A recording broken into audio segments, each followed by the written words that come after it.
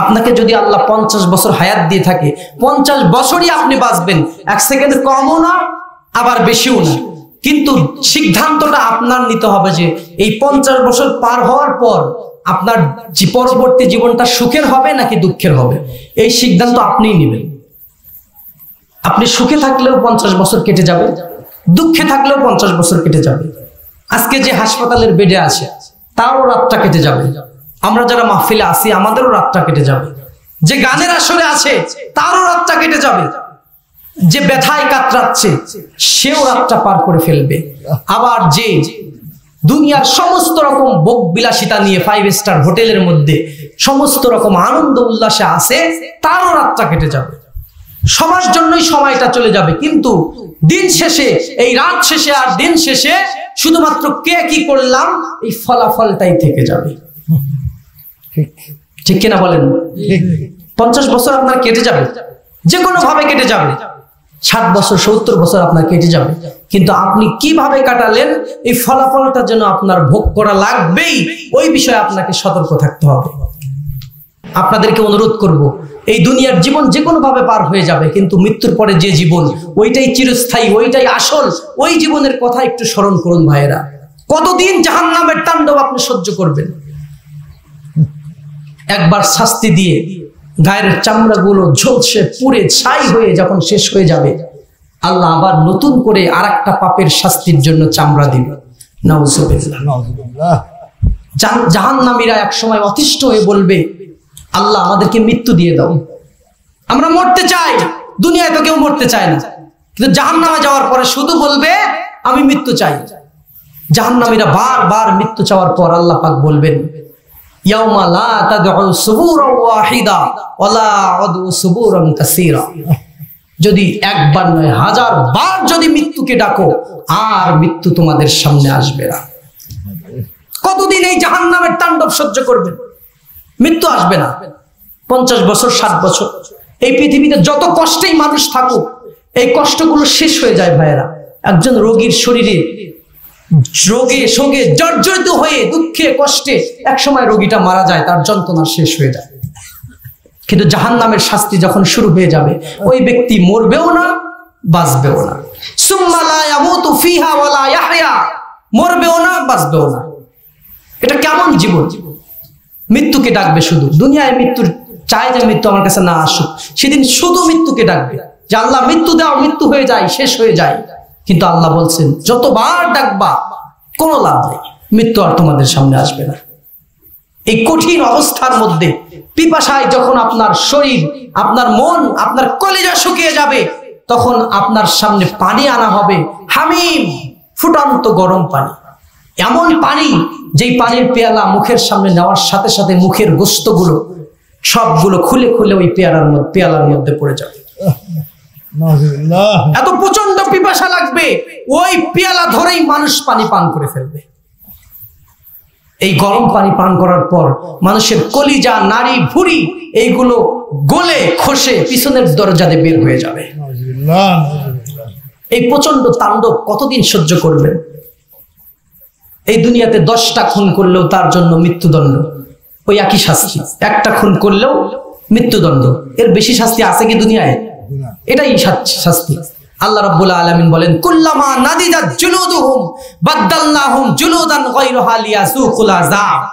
একটা পাপের শাস্তি দেওয়ার পর চামড়া খসে পুড়ে শেষ হয়ে যাবে, আরেকটা পাপের শাস্তি দেওয়ার জন্য আবার নতুন করে চামড়া দেব। নাউযুবিল্লাহ। এইভাবে চলতে থাকবে।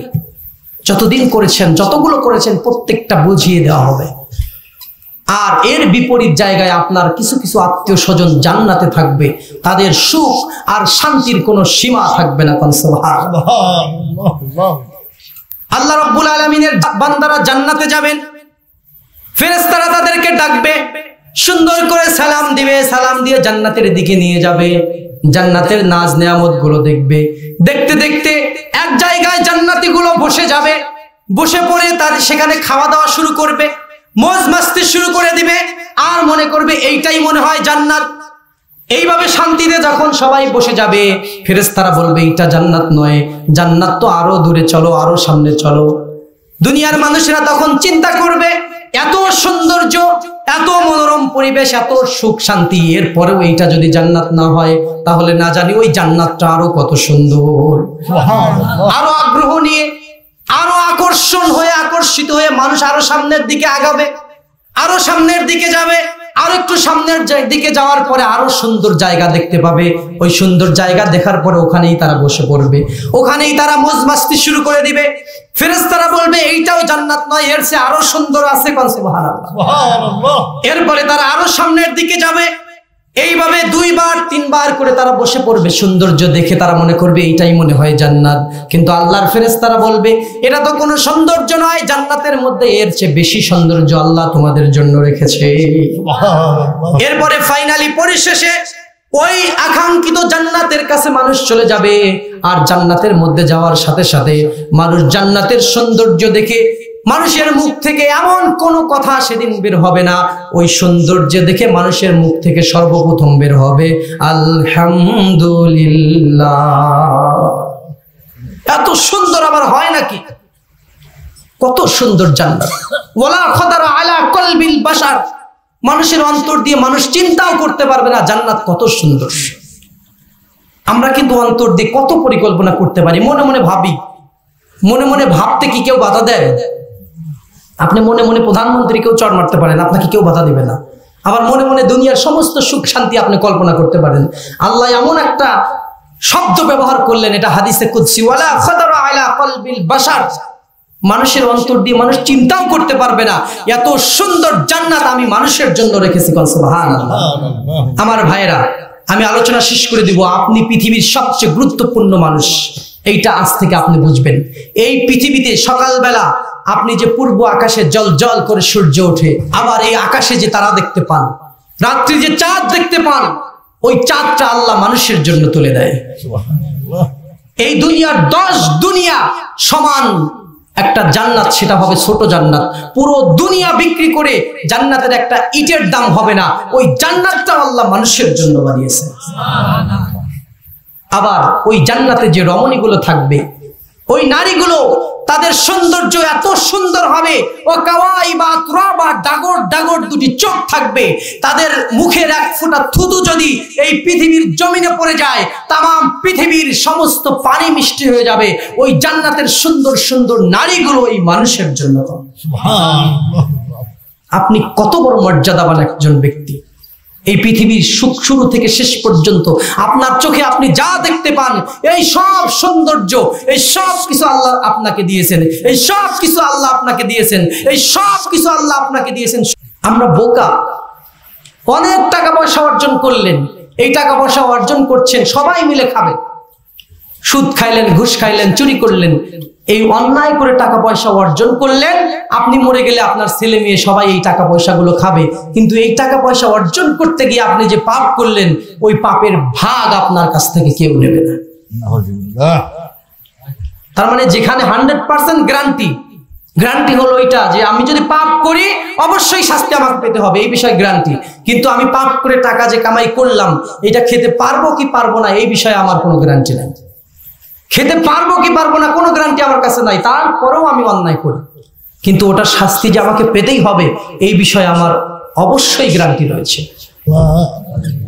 আল্লাহ আল্লাহ আল্লাহ লা ইলাহা ইল্লাল্লাহু মুহাম্মাদুর রাসূলুল্লাহ সাল্লাল্লাহু আলাইহি সাল্লাম।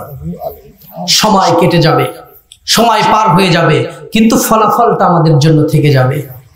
আমি আলোচনা শেষ করে দেব, অল্প কিছু কথা বলবো।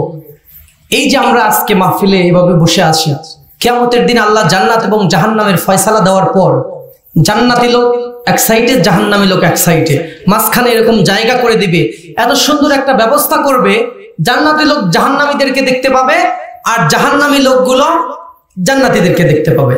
এখন কেউ কেউ দেখবে যে আমার ভাই জান্নাতে, আমি জাহান্নামে, আমার বাবা জান্নাতে, আমি জাহান্নামে, এরকম আপন আপন আত্মীয় স্বজন যে থাকবে তাদেরকে দেখা করায় দিবে আল্লাহ। দেখে দেখে ডাক দিবে আর আফসোস করবে।